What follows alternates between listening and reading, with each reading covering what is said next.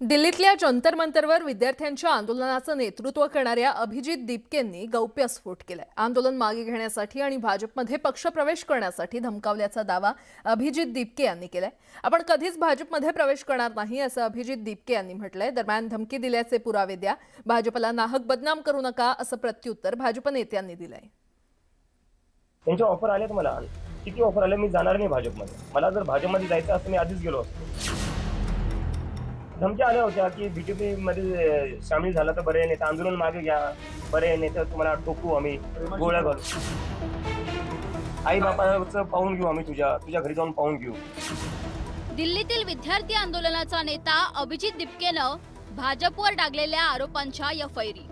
दिल्लीच्या जंतर मंतरवरील विद्यार्थी आंदोलनानंतर छत्रपती संभाजीनगरात आपल्या घरी परतलेल्या अभिजित दीपकेचं जोरदार स्वागत करण्यात आलं। याच वेळी बोलताना अभिजित दीपकेनं मोठा गौप्यस्फोट केलाय। ऑफर आल्यात, मला किती ऑफर आले, मी जाणार नाही भाजपमध्ये। मला जर भाजपमध्ये जायचं असतं मी आधीच गेलो असतो। ऑफर आली, चालू होतं, धमक्या आल्या होत्या की बीजेपी मध्ये सामील झाला तर बरे, नाही तर आंदोलन मागे घ्या, बरे नाही तर तुम्हाला ठोकू, आम्ही गोळ्या घालू।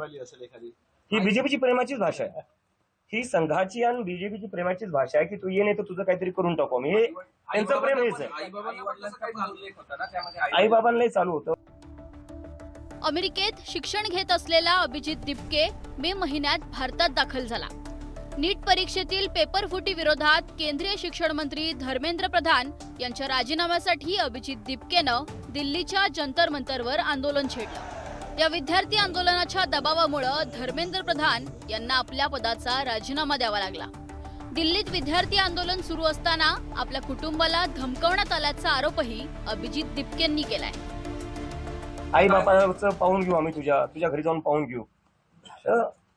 तुम्ही माझ्यावर काय करणार? तुम्ही माझ्या म्हणजे तुम्ही भीती एका 30 वर्षाच्या मुलाला, नरेंद्र मोदीच्या तर मला वाटतं मी नातवाच्या वयाचा असेल, अमित शहाच्या नातवाच्या वयाचा असेल मी, तुम्ही तुमच्या नातवाच्या मुलांना अशा धमक्या देतात, लाज वाटली पाहिजे तुम्हाला। म्हणजे काय करताय तुम्ही?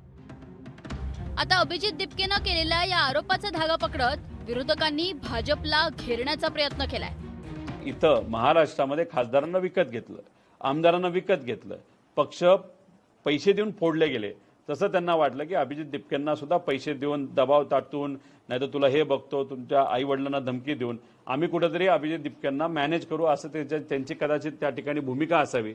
पण मग जसं त्यांना एक पहिला फटका हा राजीनामा घेण्याच्या बाबतीत झाला, तसाच दीपकेंनी सुद्धा आता स्पष्ट केलंय की मला पैसे नाही तर दबाव टाकण्याचा जो प्रयत्न केलाय, मग कुठं ना कुठेतरी भाजप घाबरली आहे एकजुटीला।